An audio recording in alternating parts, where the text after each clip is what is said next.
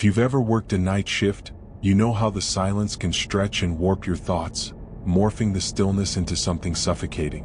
Each creak, each flicker of light carries weight, laden with hidden meanings that seep into your mind during those dark hours. Tonight, we delve into stories that unveil an unsettling truth. The scariest things aren't ghosts or monsters lurking in the shadows. They're people, real, breathing, and hiding in plain sight. This is a space for those who understand what it feels like to have the dark watch you back. Welcome to The Dark Witness.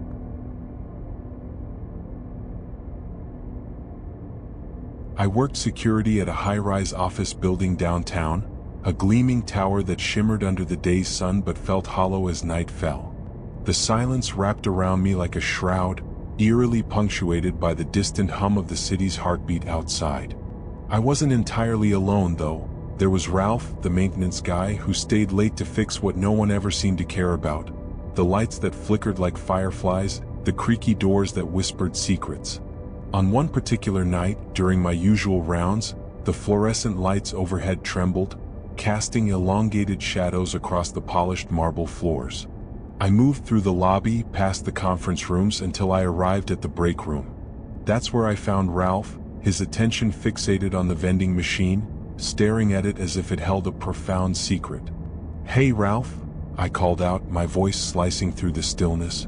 He didn't respond, just continued to gaze at the machine, lost in whatever thoughts troubled him. I brushed it off, attributing his behavior to fatigue. Yet a frisson of unease snaked down my spine. Returning to my rounds, I passed the elevator banks, where the humming lights danced overhead, intermingling with the distant echoes from the outside world. 15 minutes later, I made my way back to the lobby and noticed something bizarre. The vending machine glowed with an ethereal light, yet there wasn't a single cord connected to it.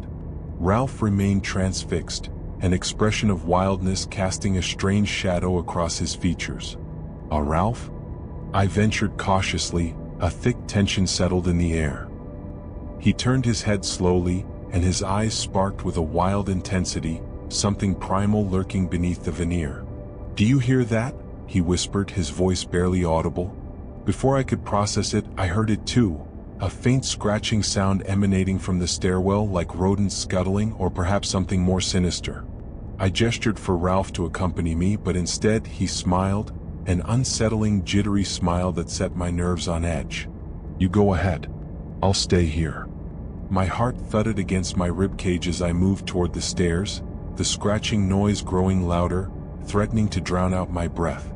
I flung open the heavy door and was met with an engulfing darkness. Just the sound, an echoing scrape, like nails tearing on concrete. "Is someone there?" I called out, the terror in my voice trembling. Only silence responded. After a few moments, I stepped back into the lobby, pulse racing, only to find Ralph gone. The vending machine continued to cast its eerie glow, standing sentinel in the stillness. I never discovered what transpired that night. Just after I left the station, a headline grabbed my attention. An article about a man who had gone missing weeks before. I recognized him. It was Ralph. The unsettling feeling settled deep within me. I'm still haunted by the uncertainty of whether he was a phantom haunting the halls that night or merely someone who had figured out how to vanish.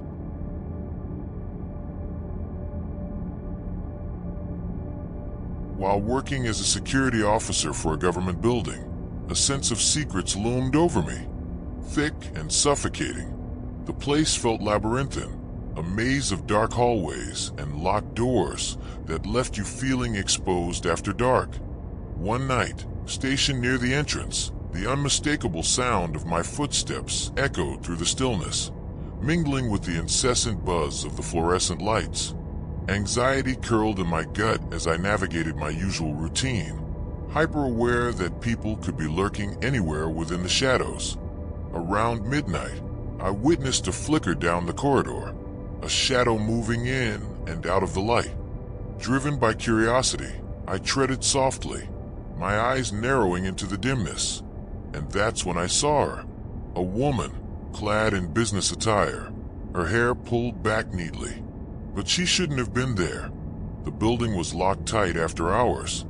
"Excuse me, ma'am," I called, striving to maintain composure, but her gaze bore down on me, unsettling and penetrating.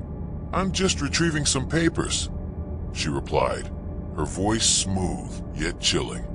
Moving in closer, I asserted, "I can't let you go in there without proper clearance." Her smile was sharp, her eyes glittering with something unsettling. "You should really let me through," she insisted, her tone an uncomfortable blend of authority. A shiver skittered down my spine.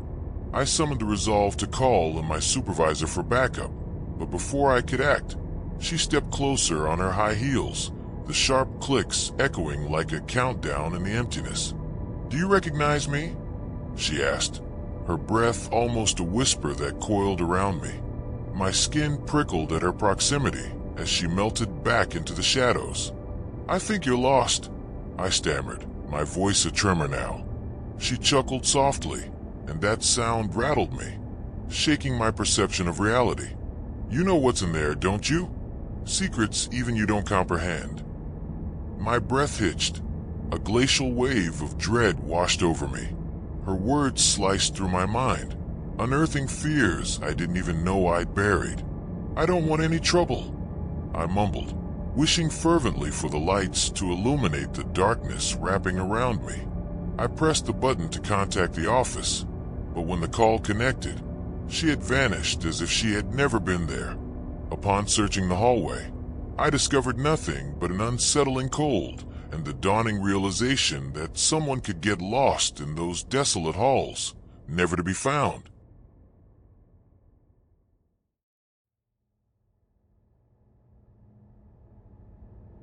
I worked security at a small medical clinic on the city's outskirts, where most nights slid by in eerie quietude, heavy with anticipation. The walls felt alive as I moved through the dimly lit corridors, the very building exuding a pulsing, breath-like rhythm. One particularly still night, as I made my rounds, I caught sight of a car parked outside. It was pallid, windowless, devoid of license plates, an apparition on the otherwise empty street. My gut twisted in unease. I tried to dismiss it, but something pulled at me. Scanning the dim glow of the streetlights, I noticed a solitary figure inside the vehicle, quietly waiting. Hours ticked by, yet that figure remained still, unyielding, as if frozen in time, waiting for something or someone. Fear sank its talons deep into my insides. I called the police, hoping they'd put my racing heart at ease. But when they arrived moments later, the parking lot lay empty, as if the car had self-destructed into thin air. "Anyone in that car?" the officer asked, his voice tinged with skepticism, and I shook my head, now wrestling with doubt about what I'd seen. Shivers crawled along my spine as I ambled through the clinic's corridors, every creak amplified, every faint noise suddenly ominous. With every step, I half expected to glimpse that dark car speeding by, the figure inside pursuing me like a nightmare I couldn't shake. When my shift finally ended, relief mixed with dread as I trudged toward my car. Yet, the feeling of being watched clung to me, a damp heaviness against my skin. Every mirror glance, every corner turned sent jolts of paranoia coursing through my body. Then, as I merged onto the main road, I saw it, the unmistakable dark shape again, right behind me, maintaining a chilling silence while tailing my every move. I pressed down on the gas, heart racing as adrenaline surged. Was it chance or something more malevolent that haunted me? As I drove faster, the darkness drew closer, an oppressive weight pressing down on my chest. Careening down an alley in a desperate attempt to evade, I was swallowed by the silence. I never learned who or what that menacing car belonged to, or the darkness it summoned in its wake.